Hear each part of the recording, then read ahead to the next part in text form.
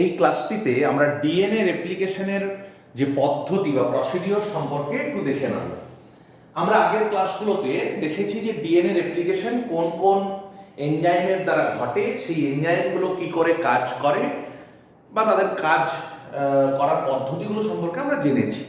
আজকে একটু দেখে নিই যে প্রসিডিওরটা পুরোটা একসাথে কিভাবে ঘটে। দেখো, আমরা প্রথমে দেখি যে ডিএনএ এরকম প্যাঁচানো অবস্থায় থাকে। আমি বলেছিলাম যে ডিএনএ এরকম প্যাকেজিং যে অবস্থায় থাকে সেটাকে প্রথমে খোলার দরকার হয়, এবং বোঝার সুবিধার জন্য আমি এটাকে লিনিয়ার ফর্মে এঁকেছি।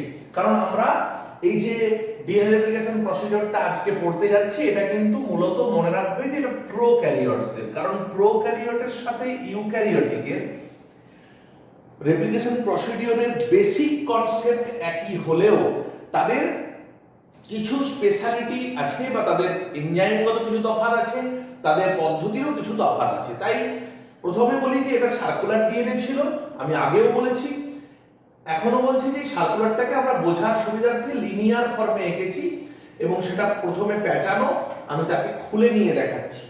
এবার এই যে খোলার ক্ষেত্রে আমরা বলেছিলাম যে সেখানে কোথা থেকে অরিজিন অফ রেপ্লিকেশন হবে, মানে ওরিক তৈরি হবে এবং রেপ্লিকেশন ফর্ক তৈরি হবে, সেগুলো আমরা ডিএনএ রেপ্লিকেশনের ইনিশিয়েশনের ভিডিওতে আলোচনা করেছি।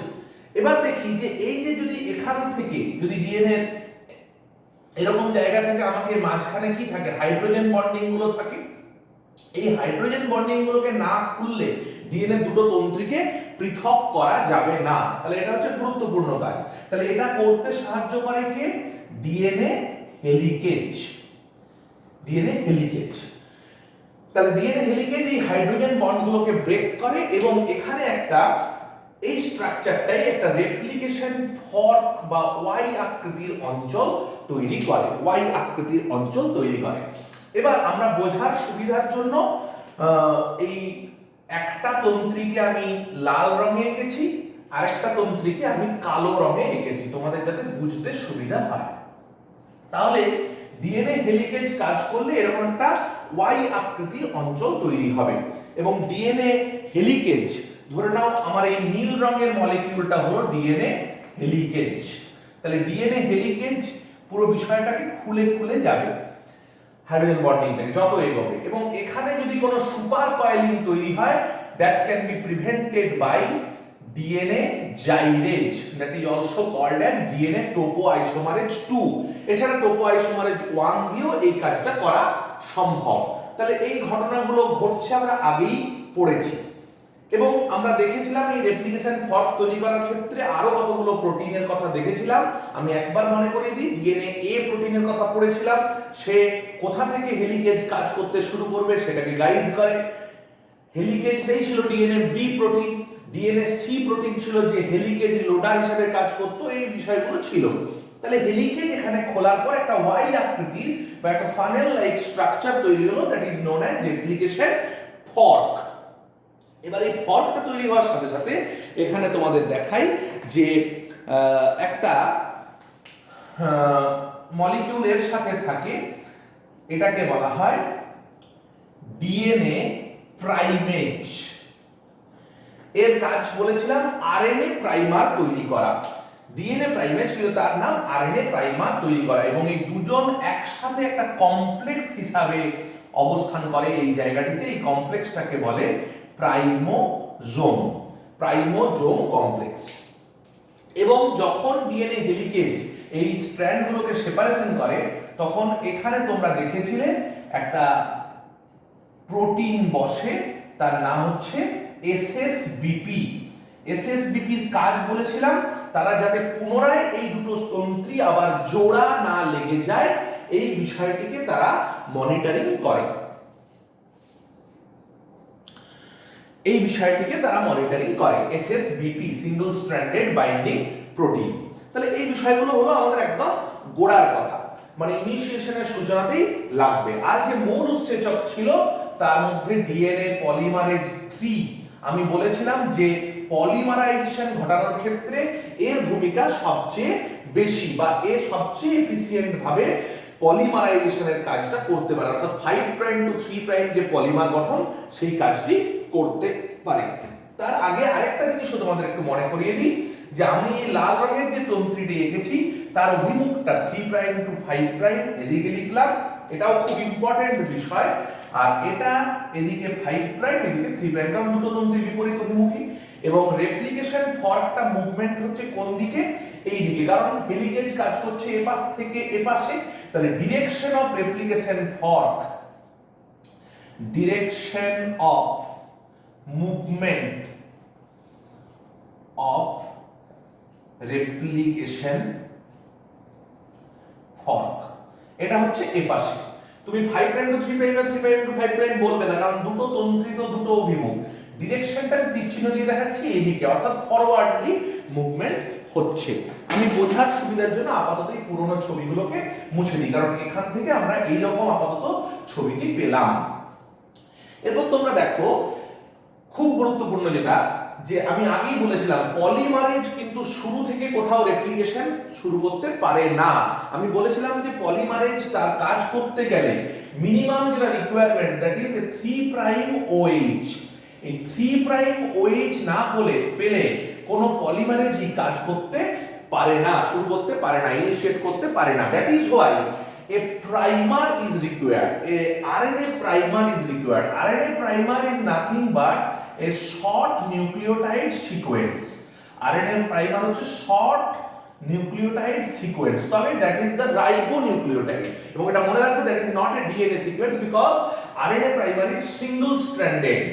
single stranded বলেই সেই single stranded DNA এর সাথে বন্ড তৈরি করে। অর্থাৎ ধরো এখানে আপাতত খুলে দেওয়ার পর this is a single stranded DNA and this is also a single stranded DNA.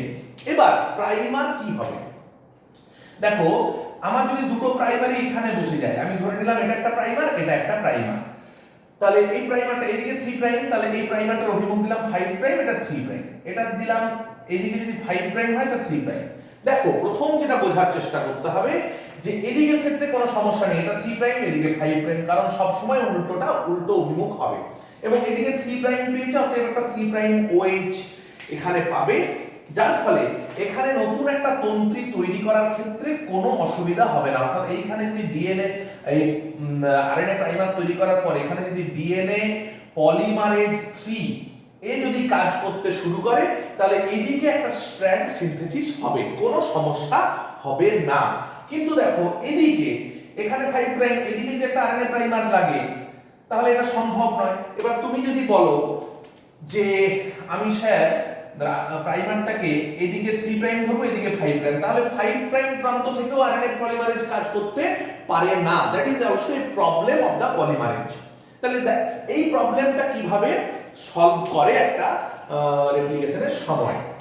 যেটা হয় যেটুকু খুলে যায় এই দিকের স্ট্র্যান্ডটার ক্ষেত্রেই সমস্যা, এই দিকের স্ট্র্যান্ডের ক্ষেত্রে কিন্তু কোনো সমস্যা নেই। তাহলে আমরা যেটা দেখলাম আপাতত 3 প্রাইম টু 5 প্রাইম এই স্ট্র্যান্ডটাতে কিন্তু সিনথেসিস শুরু হয়ে গেল বাই ডিএনএ পলিমারেজ 3। তাই জন্য আমি এই স্ট্র্যান্ডটাকে বলতে পারি leading strand synthesis. Leading strand কেন? লিডিং স্ট্র্যান্ডের এটা টেমপ্লেট, অ্যাকচুয়ালি এটা leading strand, this is the leading strand template. কারণ 3 প্রাইম টু 5 প্রাইম যে স্ট্র্যান্ডটা প্যারেন্টাল, that is working as a template of leading strand. Leading মানে সে হচ্ছে জয়ী হয়ে আছে বা এগিয়ে আছে। বুঝতেই পারছো এগিয়ে আছে কেন বলছি? কারণ 3 প্রাইম টু 5 প্রাইমের যে স্ট্র্যান্ড, তার থেকে 5 প্রাইম টু 3 প্রাইম ডিএনএ তৈরি হতে কোনো সমস্যা নেই। আমি আগেই বলেছিলাম যে DNA replication always occurs in 5 prime to 3 prime direction. এর ডিরেকশন কোনো সময় উল্টো হবে না। তাহলে এটার ক্ষেত্রে কোনো সমস্যা নেই, 5 টু 3 প্রাইম দেখো ডিরেকশনে নতুন স্ট্র্যান্ডটা তৈরি হচ্ছে। তাই জন্য তোমরা খুব ভালো করে মনে রাখবে যে লিডিং স্ট্র্যান্ড, আমরা এখনো ল্যাগিং স্ট্র্যান্ডে কিন্তু আসেনি। লিডিং স্ট্র্যান্ড এর প্যারেন্টাল স্ট্র্যান্ড হচ্ছে বা টেমপ্লেট, লিডিং স্ট্র্যান্ডের টেমপ্লেট হচ্ছে মানে যেটা থেকে ছাঁচ যাবে বলে, that is 3 prime to 5 prime parental DNA. এটা খুব ভালো করে মাথায় রাখতে হবে। এবার ল্যাগিং স্ট্র্যান্ডটা তাহলে ঠিক তার উল্টো।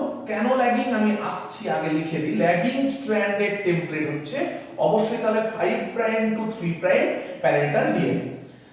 এবার এটা কি করে হচ্ছে বা দেখো, তাহলে প্রাইমারটা আমি বোঝালাম যে এখানে যদি বসে তাহলে সিনথেসিস করার অসুবিধা। তাহলে যেটুকু খুললো এইখানে একটা প্রাইমার বসলো, তাহলে এদিকে যদি 5 লিখি এদিকে 3 লিখি, তাহলে DNA polymerase 3 can synthesize a new DNA from 3 prime OH to এদিকে। তার মানে এটাতে সিনথেসিসটা কোন ডিরেকশনে হচ্ছে? এইদিকে, এবং এইটুকু অংশটাই তৈরি হচ্ছে, নতুন কিন্তু কোনো অংশ তৈরি হচ্ছে না, এইটুকু অংশটা তৈরি হচ্ছে। তাহলে এই পর্যন্ত হওয়ার পর বন্ধ হয়ে যাবে, অতএব যতটুকু খুলেছে এইদিকে একটা আরএনএ প্রাইমার বসছে এবং সিনথেসিস হচ্ছে। So this strand, newly synthesised strand is known as lagging strand. তার মানে নতুন তৈরি হওয়া এই যেটা, সেটা ল্যাগিং কেন বলছি না, সেটা প্রথম কথা পরে তৈরি হচ্ছে এবং ছোট ছোট খণ্ডে তৈরি হচ্ছে। আর এর মুভমেন্টটা ডিরেকশন অফ রেপ্লিকেশন ফর্কের দেখো উল্টো দিকে। রেপ্লিকেশন ফর্ক যদি এদিকে মুভ করে, ল্যাগিং স্ট্র্যান্ড এদিকে তৈরি হচ্ছে, লিডিং স্ট্র্যান্ড কিন্তু এদিকেই তৈরি হচ্ছে, যেদিকে movement of the replication fork হচ্ছে সেদিকেই হচ্ছে। এবার আমি আরেকটু দেখাবো যে হেলিকেজ যদি আরেকটু খুলে যায় তখন কি হবে। অতএব আমরা প্রসেসটাকে আরেকটু এগোবো, অতএব পরের স্টেপে কি হবে আমরা একটু দেখব। তাহলে রেপ্লিকেশন ফর্কটা যদি আরেকটু খুলে যায়, দেখো আমি একটু জাস্ট খুলে দিয়েছি, স্ট্রেচ করেছি, যে ডিএনএ হেলিকেজ আরেকটু খুলে খুলে গেছে। অতএব এতটা পর্যন্ত তোমার সে হাইড্রোজেন বন্ডিংকে ভেঙেছে, যার ফলে আরেকটু স্পেস ওপেন হয়েছে। এবং লিডিং স্ট্র্যান্ডের ক্ষেত্রে ফ্যাসিলিটিটা দেখো, যে ওই যে একটা আমি যে সবুজ রঙে এঁকেছিলাম, that is the RNA primer. এই যে সবুজ রঙের ছোট খণ্ডটা এঁকেছি, এটা কিন্তু অ্যাকচুয়ালি আরএনএ প্রাইমার। তাহলে আরএনএ প্রাইমার এখানে একটাই লেগেছে লিডিং স্ট্র্যান্ডের ক্ষেত্রে, এবং এক্ষেত্রে 5 টু 3 প্রাইম এখানে দেখো কন্টিনিউয়াস ডিএনএ রেপ্লিকেশন সম্ভব। 5 থেকে 3 ওই একটা আরএনএ প্রাইমার দিয়েই ডিএনএ পলিমারেজ 3 পরপর মুভ করে সম্ভব। তাহলে লিডিং স্ট্র্যান্ডের সিনথেসিসটা আমি বলতে পারি দ্যাট ইজ কন্টিনিউয়াস, একটা কথা। এবং এর ক্ষেত্রে আরএনএ প্রাইমার কটা লাগবে না, একটা। খুব ভালো করে মনে রাখবে যে লিডিং স্ট্র্যান্ডের কতগুলো সুবিধে, যে লিডিং স্ট্র্যান্ডের টেমপ্লেট হচ্ছে 3 prime to 5 prime, that is the red strand here. RNA primer is single, one RNA primer required, and this process done by continuous process, মানে কারণ একটা RNA primer থেকে DNA polymerase 3 5 prime to 3 prime থেকে continuous replication করতে পারে। কিন্তু lagging স্ট্র্যান্ডের ক্ষেত্রে সমস্যাটা লক্ষ্য করো, যে ল্যাগিং স্ট্র্যান্ডে এইটুকু একটা ওখানে কি খণ্ড দিয়ে একটু অংশ তৈরি হয়েছিল, আবার যখন এখানে খুললো তখন এখানে আরেকটুকু প্রাইমার লাগলো, যেটা দেখো 5 প্রাইম, তাহলে তার থেকে আবার একটু ডিএনএ তৈরি হলো। এইভাবে খণ্ডে খণ্ডে ডিএনএ গুলো তৈরি হবে। তাহলে এখানের ক্ষেত্রে আরএনএ প্রাইমার অনেক লাগবে, আরএনএ প্রাইমার লাগবে মেনি আরএনএ প্রাইমারস আর রিকোয়ার্ড। যতটুকু খুলবে ততটুকু আরেকটা আরএনএ প্রাইমার সিনথেসিস হবে, আরেকটু প্রসেসটা হবে। এবং এই যে খণ্ডে খণ্ডে যে ডিএনএ গুলো পাওয়া গেল, এই খণ্ডগুলোকে একজন বিজ্ঞানী ওকাজাকি তিনি নামকরণ করেন। এই ওকাজাকি ফ্র্যাগমেন্ট বলা হয়, তার নামানুসারে এই খণ্ডগুলিকে বলা হয় ওকাজাকি ফ্র্যাগমেন্ট। তাহলে ল্যাগিং স্ট্র্যান্ডে এই যে পাটে পাটে খণ্ডে খণ্ডে বা ফ্র্যাগমেন্টালি যে ডিএনএ তৈরি হচ্ছে, that fragments are known as Okazaki fragments. এবং ল্যাগিং স্ট্র্যান্ডের ক্ষেত্রে তাহলে টেমপ্লেট কে হলো না 5 প্রাইম টু 3 প্রাইম ডিএনএ। এবং আমি ডিরেকশন অফ রেপ্লিকেশন ফর্কের যদি কথা বলি, তাহলে আপাত দৃষ্টিতে দেখা যাচ্ছে রেপ্লিকেশন ফর্কের যে ডিরেকশন তার উল্টো দিকে কিন্তু ল্যাগিং স্ট্র্যান্ড সিনথেসিস হচ্ছে, whereas leading strand is synthesis continuously with the movement of replication fork, whereas তুমি দেখো ল্যাগিং স্ট্র্যান্ডটা কিন্তু আমরা বলতে পারি ডিসকন্টিনিউয়াস পদ্ধতিতে ঘটছে। তাহলে একটা স্ট্র্যান্ড অর্থাৎ লিডিং স্ট্র্যান্ড সিনথেসিস কন্টিনিউয়াসলি ঘটছে, আর ল্যাগিং স্ট্র্যান্ড সিনথেসিস ডিসকন্টিনিউয়াসলি ঘটছে। তাই আমরা রেপ্লিকেশন প্রসিডিওরকে বলতে পারি it is a semi discontinuous process. Semi discontinuous কেন? একটা স্ট্র্যান্ড কন্টিনিউয়াসলি সিনথেসিস হচ্ছে, অপর স্ট্র্যান্ড ডিসকন্টিনিউয়াসলি সিনথেসিস হচ্ছে, that is why this process is known as semi discontinuous process. এটা গেল আরেকটা দিক। তাহলে এই খণ্ড খণ্ড যে ডিএনএ গুলো পাওয়া গেল, that is known as Okazaki fragment. একটা কথা মাথায় রাখবে যে এই যে ওকাজাকি ফ্র্যাগমেন্ট তাকে তৈরি করার ক্ষেত্রেও কিন্তু ডিএনএ পলিমারেজ 3 কাজ করছিল। অতএব ডিএনএ সিনথেসিসের যে পার্টটা that is done by DNA polymerase 3, no problem there. কিন্তু এরপরে যে কথাটা তোমাদের মাথায় রাখতে হবে যে এই যে আরএনএ প্রাইমার গুলো রয়ে গেল, এই আরএনএ প্রাইমারের শেষ অংশটা কিন্তু জুড়বে না কোনো মতেই, এখানটা জুড়বে না। তাহলে এই আরএনএ প্রাইমারকে রিমুভ করে দিতে হবে, কারণ নতুন যে স্ট্র্যান্ডটা তৈরি হলো তাতে কিন্তু এই আরএনএ প্রাইমারটা থাকতে পারবে না, কারণ ডিএনএ এর সাথে বুঝতেই পারছো আরএনএ থাকবে না। তাহলে এই আরএনএ প্রাইমারটাকে খুলতে গেলে কি পদ্ধতি চাই, সেটা কোন দিকে আছে দেখো, 5 প্রাইম দিকে আরএনএ প্রাইমার আছে। তাহলে আমরা যদি একটু পুরনো কথা মনে করি, আমি এই জায়গাটাকে একটু মুছে দিলাম, তাহলে ডিসকন্টিনিউয়াসের ব্যাপারটা প্রাইমারটা মুছে দিলাম। তাহলে আমরা যদি আরএনএ প্রাইমার রিমুভাল করতে চাই, আরএনএ প্রাইমার গুলোকে খুলতেই হবে। কেন খুলতে হবে মনে রাখবে, যে ডিএনএ আরএনএ ডুপ্লেক্স হিসাবে থাকবে না, কারণ আমার পুরোটা ডিএনএ চাই। তাহলে এই আরএনএ প্রাইমারকে রিমুভ করতে গেলে আমরা দেখেছিলাম যে 5 প্রাইম টু 3 প্রাইম এক্সোনিউক্লিয়েজ অ্যাক্টিভিটি দরকার, কারণ 5 থেকে 3 এর দিকে এটাকে খুলতে হবে। তোমরা যদি লক্ষ্য করো এই খোলাটা 5 টু 3 এর দিকেই খুলতে হবে। এই ক্যাপাবিলিটিটা আছে একমাত্র ডিএনএ পলিমারেজ 1, ডিএনএ পলিমারেজ 1 এই এনজাইমটা। ডিএনএ পলিমারেজ 3 এর কিন্তু এই অ্যাক্টিভিটিটা ছিল না, আমি যখন পলিমারেজ নিয়ে আলোচনা করেছিলাম তখন দেখেছিলাম। তাহলে আমার এখানে যে আরএনএ প্রাইমার গুলো ছিল, এই যে সবুজ অংশটা, তাকে খুলে দেওয়া এবং সেই অংশটা, এই যে আমি একটু মোটা করে দিলাম যাতে সবুজটা যদি তোমরা বুঝতেও না পারো, তাহলে এইটা that is the RNA primer. এই সবুজ গ্রিন রিজিয়নের পার্টটা এটা হচ্ছে আরএনএ প্রাইমার, আমি এটাকে তীর চিহ্ন দিয়ে দেখালাম। এটাকে রিমুভ করতে গেলে কাকে আসতে হবে, ডিএনএ পলিমারেজ 1 কে আসতে হবে। তাহলে সে এদিক থেকে এদিকে ডিএনএ আরএনএ প্রাইমারটাকে রিমুভ করবে এবং সেই জায়গাটা ডিএনএ দিয়ে মানে জুড়ে দেবে, ডিএনএ দিয়ে এটাই করবে। কিন্তু স্টিল এ সিঙ্গল স্ট্র্যান্ডেড নিক প্রেজেন্ট, কারণ লাস্ট যে ফসফেটের সাথে ওইটাকে সে জুড়তে পারবে না, একটা সিঙ্গল স্ট্র্যান্ডেড নিক থেকে যাবে। তাহলে আরএনএ প্রাইমারকে রিমুভাল করতে পারলো এবং আরএনএ প্রাইমারের যে অংশটাতে আরএনএ ছিল সেটাকে ডিএনএ দিয়ে রিপ্লেস করলো ডিএনএ পলিমারেজ 1, কারণ এরও 5 prime to 3 prime polymerization activity আছে, খারাপ হলেও আছে, যার ফলে সে শুধু আরএনএ প্রাইমারকে সরিয়ে দিল তাই নয়, সে ওই জায়গাটা ডিএনএ নিউক্লিওটাইড দিয়ে ফিল আপ করে দিল। কিন্তু একটা still single stranded break is present there. তাহলে সেই সিঙ্গল স্ট্র্যান্ডেড যে নিকটা থাকলো, নিকটা সিলিং হয় by the help of DNA ligase. আমি বলেছিলাম DNA ligase is known as molecular glue. তাহলে এই যে ফাঁকা জায়গাটা এটা জুড়লো ডিএনএ লাইগেজ। তাহলে ওকাজাকি খণ্ডগুলোকে জোড়ার ক্ষেত্রে ওকাজাকি খণ্ডের মাঝে যে ব্রেকটা রয়ে গেল that can be sealed by DNA ligase. এবার যতগুলো আবার যখন একটু খুলে যাবে সেম প্রসিডিওর হবে, আবার একটা ওকাজাকি ফ্র্যাগমেন্ট তৈরি হবে, এই আরএনএ প্রাইমারটা রিমুভাল হবে ডিএনএ পলিমারেজ 1 দিয়ে এবং গ্যাপটা সিলিং হবে ডিএনএ লাইগেজ দিয়ে। তাহলে ল্যাগিং স্ট্র্যান্ডের ক্ষেত্রে তোমরা লক্ষ্য করে দেখো যে সেখানে ডিএনএ লাইগেজের ভূমিকা লাগছে, সেখানে ডিএনএ পলিমারেজ 1 এর ভূমিকা লাগছে। তাহলে তোমাদের যদি প্রশ্ন করে এখান থেকে যে লিডিং স্ট্র্যান্ড এবং ল্যাগিং স্ট্র্যান্ড সিনথেসিসের পার্থক্য কি, তাহলে প্রথম পয়েন্ট হবে টেমপ্লেট। না, এর টেমপ্লেটটা হচ্ছে 3 প্রাইম টু 5 প্রাইম, ল্যাগিং স্ট্র্যান্ডের টেমপ্লেট হচ্ছে 5 প্রাইম টু 3 প্রাইম।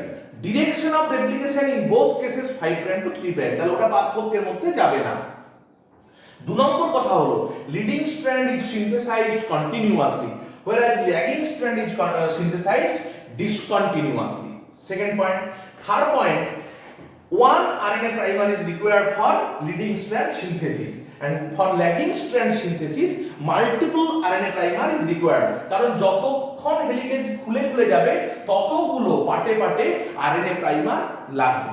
তাহলে যতবার আরএনএ প্রাইমার লাগবে ততবার ডিএনএ পলিমারেজ 1 লাগবে। তাহলে ডিএনএ পলিমারেজ 1 এর অ্যাক্টিভিটি ল্যাগিং স্ট্র্যান্ডের প্রয়োজন বেশি, এখানে তো মাত্র একটা আরএনএ প্রাইমার আছে, তাহলে ওকে খুলতে একবারই ডিএনএ পলিমারেজ 1 লাগবে, whereas এখানে কিন্তু অনেকবার ডিএনএ পলিমারেজ 1 কে রিক্রুট করতে হবে। Next one is DNA ligase. এই যে গ্যাপ সিলিং এর ব্যাপারটা, ওকাজাকি খণ্ডের ব্যাপারটা, প্রথম কথা, ল্যাগিং স্ট্র্যান্ডেই ওকাজাকি খণ্ড দেখা যাবে, লিডিং স্ট্র্যান্ডে ওকাজাকি খণ্ডের কোনো গল্প নেই, কারণ leading strand is synthesised continuously. তাহলে এই ওকাজাকি খণ্ডগুলোকে, তাদের মধ্যে যে নিক গুলোকে থাকে, that nicks can be sealed by molecular glue or DNA ligase. তাহলে এটা হলো হোল প্রসিডিওর। তার মানে ইলংগেশন এভাবে চলতেই থাকে। তাহলে ডিএনএ প্রসিডিওরে আমরা ইনিশিয়েশন এবং ইলংগেশন এই পর্যায়টা নিয়ে আলোচনা করলাম। ইলংগেশনের কোনো সমস্যা নেই, যতক্ষণ না কোনো টার্মিনেশন সিগন্যাল পাবে এই ডিএনএটি প্রসিড করতে থাকবে তার রেপ্লিকেশন পদ্ধতির। অর্থাৎ এরকম ভাবে হেলিকেজ খুলে খুলে যাবে, এসএসপি প্রোটিন তার পাশে বসবে যাতে এটা না জোড়া লেগে যায়, তারপরে আবার আরএনএ প্রাইমার আসবে এবং ডিএনএ পলিমারেজ 3 পলিমারাইজেশন করতে করতে যাবে। পুরো প্রসিডিউরটা আমি যা বললাম সেটা রিপিটেড ওয়েতে চলতে থাকবে until and unless a termination signal is present. এবার টার্মিনেশনের ব্যাপারটা এখানে খুবই সোজা, আমি এখানেই আলোচনা করে দিই যে টার্মিনেশনের ক্ষেত্রে একটা টার্স সিগন্যাল থাকে। টার্স সিগন্যাল না, this is nothing but A termination signal. টার ফর টার্মিনেশন। এখানে বিভিন্ন জিন থাকে, টার এ, টার বি, এরকম বিভিন্ন নামের জিন পাবে। এই জিনগুলো থাকলে টাস বলে একটা টাস জিন বলে একটা জিন আছে, that is full name termination utilizing sequence. এই টাস জিন কি করে, একটা টার্মিনেশন সিগন্যাল দেয়। যখন টাস জিন থেকে টাস প্রোটিন তৈরি হয়, the Tus protein or termination utilizing sequence protein, এই প্রোটিনটা ক্রিয়েট করে একটা টার্মিনেশন সিগন্যাল। এই সিগন্যালটা ক্রিয়েট হলে ডিএনএ রেপ্লিকেশন বন্ধ হয়ে যায়। That is the whole procedure of DNA replication.